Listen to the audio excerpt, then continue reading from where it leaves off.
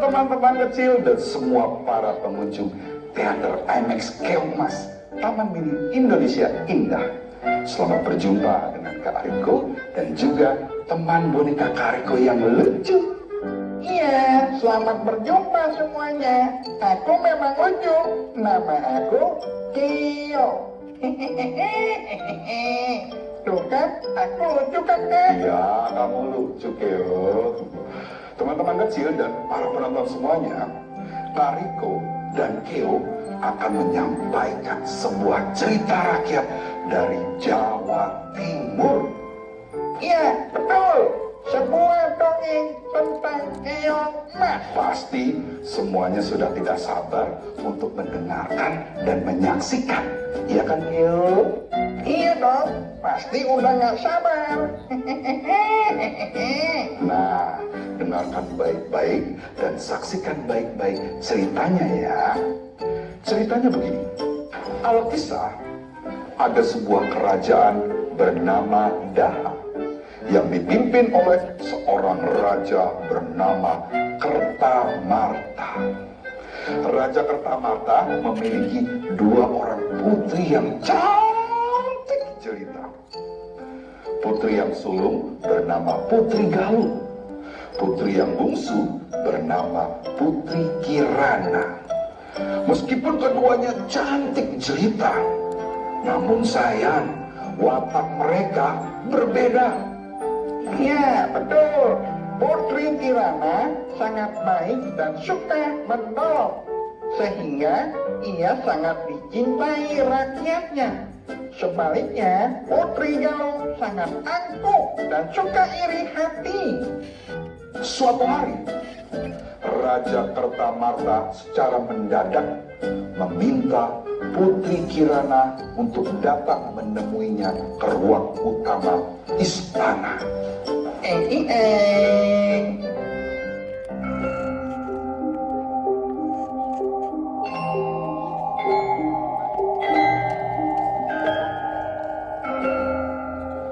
Ananda Kirana, ayah memanggilmu karena ayah punya sebuah keinginan padamu. Sebuah keinginan? Keinginan apa, Ayah? Apapun keinginan Ayah, aku akan berusaha untuk memenuhinya. Ayah ingin bulan depan kamu menikah dengan Raden Inu, seorang pangeran tampan yang baik hati dari kerajaan Kahuripan. Hah? Menikah dengan Raden Inu? Iya, anakku. Maukah kamu menikah dengan Raden Inu? Tentu saja aku mau, Ayah. Oh, syukurlah kalau begitu. Sekarang kamu boleh pergi, dan ayah akan mempersiapkan segalanya untuk pernikahan kamu bulan depan. Baik, Ayah. Terima kasih, Ayah.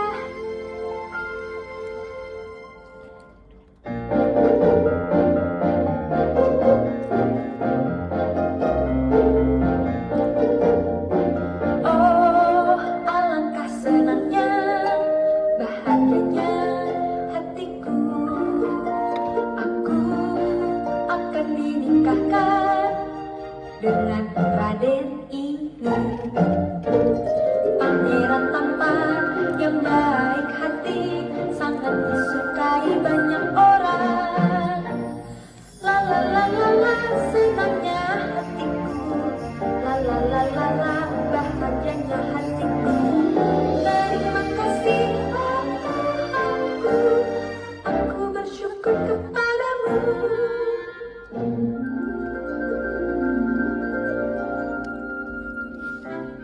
Mengetahui Putri Kirana akan dinikahkan dengan Raden Inu, Putri Galuh menjadi marah dan iri hati karena dia merasa dialah yang paling pantas untuk dinikahkan dengan Raden Inu, karena ia adalah putri sulung, putri yang pertama. Karena marah dan iri hati, timbullah niat jahat Putri Galuh. Ia pun segera menemui seorang lelaki tua tukang tenung yang jahat bernama Mbah Dimin untuk meminta bantuannya. Tukang tenung itu apa sih, Keo? Tukang tenung itu adalah seseorang yang mempunyai kekuatan untuk berbuat jahat kepada orang lain.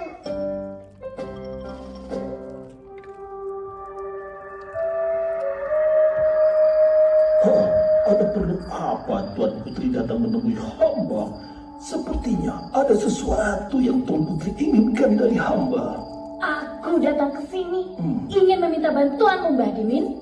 Apa kiranya yang bisa hamba lakukan untukmu, Tuan Putri? Aku ingin engkau membantuku. Bagaimana caranya agar aku bisa menyingkirkan Kirana dari istana untuk selamanya? Hah? Menyingkirkan Putri Kirana? Iya, Mbah. Kenapa Tuan Putri ingin menyingkirkan adik kandung Tuan Putri sendiri? Aku marah dan iri karena ayahku akan menikahkan dia dengan Raden Inu, seorang pangeran tampan dari kerajaan Kahuripan. Padahal akulah yang lebih pantas untuk dinikahkan dengan Raden Inu, karena aku adalah putri pertama dan aku pun tidak kalah cantik kan dengan adikku yang sok cantik dan sok baik hati itu. Jadi aku ingin sekali menyingkirkan adikku itu dari istana untuk selamanya. Dengan harapan akulah yang akan dinikahkan dengan Raden Inu.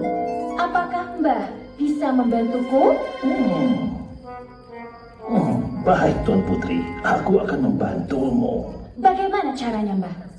Besok pagi, ajaklah Putri Kirana pergi ke sebuah danau besar yang ada di balik hutan belantara yang jauh dari istana. Setelah sampai di sana, upayakan agar Putri Kirana meminum air danau itu. Sebab barang siapa yang meminum air danau itu akan terkutuk menjadi seekor keong emas. Bila Putri Kirana sudah berubah wujud menjadi keong emas, buanglah jauh-jauh ke tengah danau. Syuk, agar ia tenggelam di dasar danau. Jangan sampai keong emas itu nantinya bisa ditemukan dan dilihat oleh Raden Inu, agar wujudnya tidak berubah kembali menjadi Putri Kirana selamanya. Terima kasih, Mbah Dimin. Besok pagi akan aku lakukan sesuai petunjukmu. Keesokan paginya, Putri Galuh menjalankan rencana jahatnya. Diam-diam, tanpa sepengetahuan ayahnya, Putri Galuh mengajak Putri Kirana berkuda pergi berdua saja untuk berburu kelinci di hutan. Awalnya Putri Kirana tidak mau, namun setelah dibujuk rayu agar mau menemaninya, Putri Kirana pun akhirnya bersedia dan mereka pun segera pergi berkuda menuju ke hutan belantara yang letaknya jauh dari istana.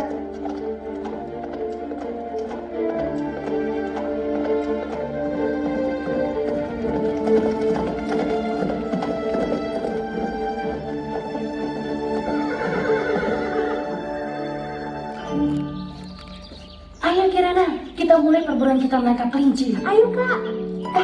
Di balik pohon itu ada kelinci putih yang ini Kak. Ayo kita tangkap Kirana. Jangan sampai dia lolos.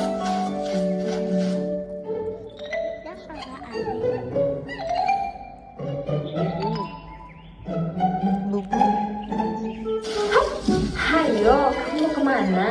Wahai kelinci putih yang lucu dan imut. Yeay, kita berhasil Kirana. Sekarang kita cari dan tangkap kelinci yang lain. Ayo Kak. Setelah menangkap beberapa ekor kelinci, Putri Galuh dan Putri Kirana beristirahat di tepi danau.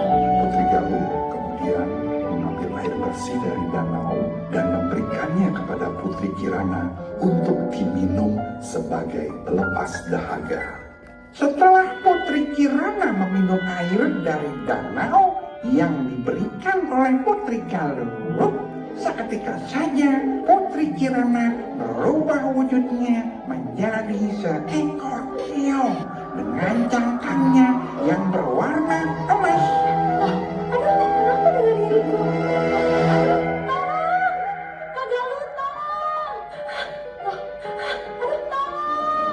Aduh, kok aku belum menjadi seekor keong?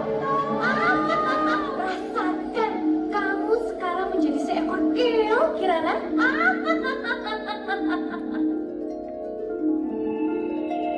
Aku sengaja merencanakan ini semua karena aku tidak senang dan iri kalau kamu akan dinikahkan dengan Raden Inu.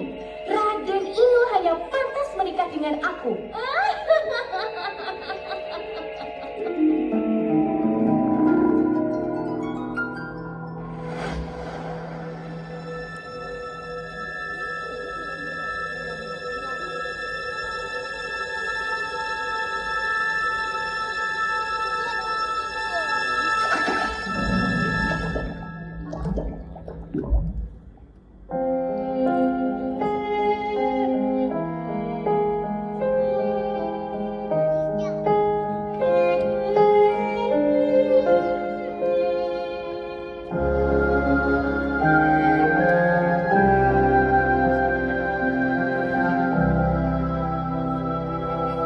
Sungguh malam nasibku ini berubah jadi seekor keong.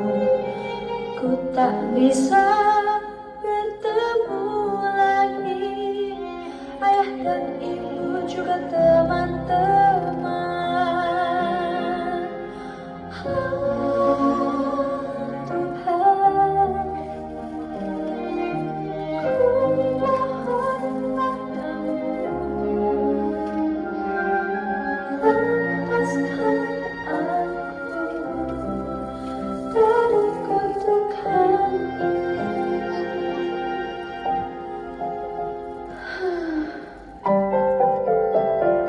Wahai keong yang cantik, janganlah engkau bersedih. Bolehkah aku menjadi temanmu? Aku seekor keong yang baik hati. Aku juga mau menjadi temanmu. Aku pun juga ikan yang baik hati. Aku akan selalu menghiburmu agar engkau tak pernah sedih. Aku juga mau menjadi temanmu. Aku juga yang baik hati. Aku juga mau menjadi temanmu. Aku kepiting yang baik hati. Kami semua hewan yang baik hati, siap menjadi teman baikmu. Kami semua akan menghibur kamu agar dirimu tak sedih lagi. Oh, terima kasih. Kalian semua mau menjadi teman baikku.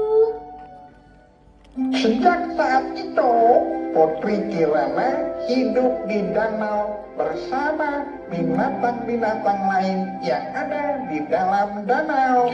Sang raja yang kehilangan seorang putrinya segera memerintahkan para prajurit istana untuk mencari di mana Putri Kirana berada.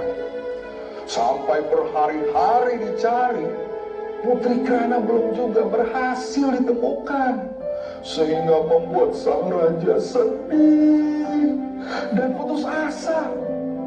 Namun tidak demikian dengan Raden Inu.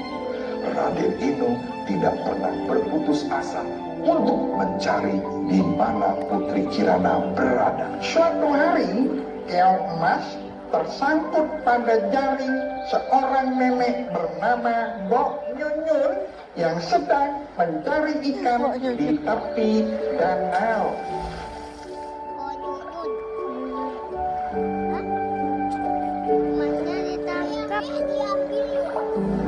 Wah, ada seekor keong. Indah sekali keong ini. Cangkangnya berkilau seperti emas. Daripada aku lempar lagi ke dalam danau, lebih baik aku pelihara saja keong emas ini di rumah. Begitu sampai di rumah, Mbok Nyunyun pun menaruh keong emas di dalam sebuah tempayan. Nah, keesokan harinya, Mbok Nyunyun datang lagi ke danau untuk menangkap ikan seperti biasanya. Namun, pada hari itu tidak ada seekor ikan pun yang didapat. Setelah lama dan lelah menunggu, Mbok Nyunyun akhirnya memutuskan untuk pulang saja ke rumah. Alangkah terkejutnya Mbok Nyunyun ketika ia sampai di rumahnya. Hah? Siapa yang menyediakan banyak makanan di atas meja makanku? Tidak ada siapa-siapa di rumahku selain aku. Daripada aku kebingungan, lebih baik aku santap saja makanan-makanan ini karena perutku sudah terasa lapar sekali. Daripada aku bingung, apalagi sampai termenung, mending aku lahap saja makanan yang tersedia. Perutku terasa lapar, tak kuat menahan lapar. Aku harus segera makan agar aku tak jatuh pingsan. Makanannya enak banget, jadi pengen nambah lagi.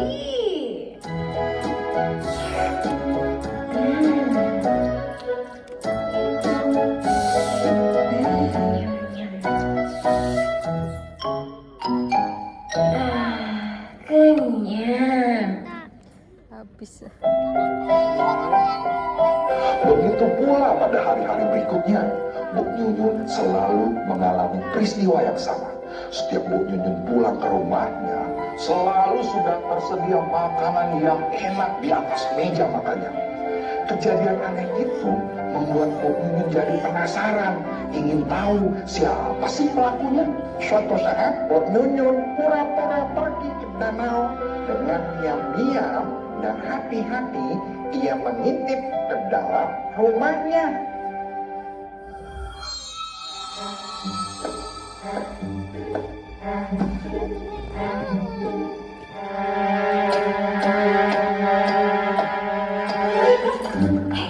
Sampean ini siapa? Maafkan aku, Mbok. Iya, aku maafkan. Tapi sampean ini siapa? Wahai gadis yang cantik. Karena sudah kepergok, Putri Kirana menceritakan siapa sesungguhnya dirinya dan juga menceritakan semua kejadian yang sedang ia hadapi. Setelah Putri Kirana menceritakan kisahnya kepada Mbok Nyunyun, ia pun segera berubah kembali wujudnya menjadi seekor keong emas. Beberapa minggu kemudian, pada suatu sore, Raden Inu yang masih belum menyerah untuk dapat menemukan Putri Kirana tampak sedang berada di dalam hutan belantara sambil berteriak-teriak memanggil nama Putri Kirana.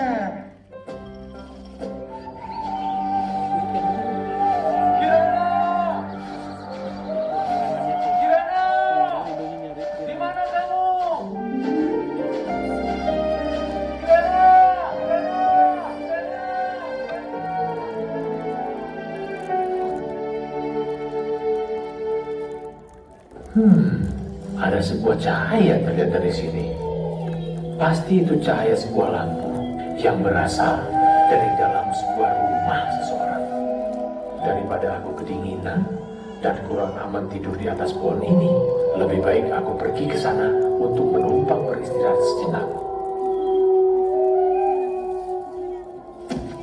Raden Inu lalu turun dari pohon dengan hati-hati. Dalam pekatnya kegelapan malam, diiringi dengan suara raungan serigala, Raden Inu melangkahkan kakinya jalannya menuju ke arah cahaya lampu yang ia lihat. Dengan perlahan-lahan tapi pasti, Raden Inu melangkahkan kakinya dengan hati-hati sambil menyingkap ranting-ranting dan batang pohon kecil yang menghalangi jalannya menuju ke arah cahaya lampu itu. Hingga akhirnya ia berhasil sampai di depan pintu sebuah rumah yang tidak lain adalah rumahnya Mbok Nyun-Nyun. Ia lalu mengetuk pintu rumah itu. Permisi. Permisi. Permisi, Mbok. Mohon maaf, kedatangan saya mengganggu si Mbok. Iya, enggak apa-apa. Sampai ini siapa? Dan mau apa datang malam-malam ke rumahku? Anu, Mbok, nama saya Raden Inu. Saya tersesat di dalam hutan. Bolehkah saya menumpang beristirahat sebentar di rumah si Mbok? Di luar udaranya dingin banget, Mbok. Dan kalau boleh, saya meminta sedikit minuman hangat, Mbok. Oh, begitu. Ayo, silakan masuk. Terima kasih, Mbok. Ayo, silakan duduk. Mbok siapkan dulu minuman hangatnya ya. Baik, Mbok. Terima kasih. Di saat Mbok Nyun-Nyun sedang menyiapkan minuman hangat, Raden Inu melihat ada sebuah tempayan besar persis di sebelahnya. Ia pun menjulurkan kepalanya untuk melihat ke dalam tempayan itu karena penasaran apa isinya.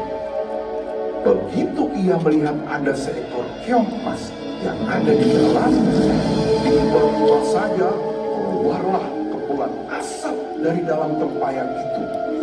Hingga muncullah Putri Kirana yang selama ini dicari-cari. Kirana? Raden Inu? Iya, Kirana. Aku Raden Inu. Akhirnya Raden Inu membawa pulang Putri Kirana dan juga sekaligus Mbok Nyun-Nyun ke istana kerajaan Daha, kerajaan ayahanda Putri Kirana. Ya, betul. Sesampainya di sana, Putri Kirana menceritakan semua kejadian yang ia alami kepada ayahnya. Raja Kertamarta pun menjadi sangat marah terhadap perbuatan buruk, perbuatan jahat Putri Galuh.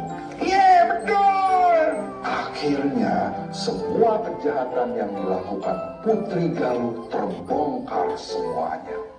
Putri Galuh pun meminta maaf kepada Putri Kirana dan juga ayahnya. Putri Galuh pun berjanji tidak akan mengulangi lagi perbuatannya. Akhirnya Putri Kirana hidup bahagia bersama Raden Inu.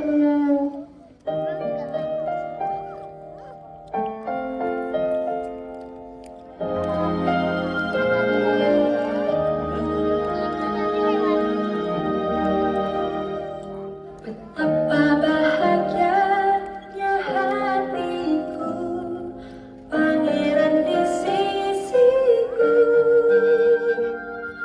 Pangeran lemah dan baik hati, kan selalu menemani hidupku.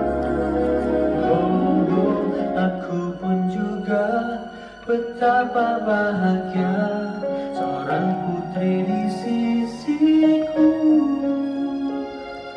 Putri yang cantik dan baik hati kan selalu menemani hidupku.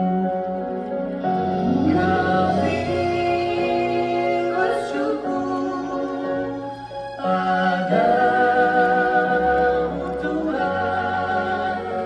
Kami akhirnya dapat bersatu. Terima kasih.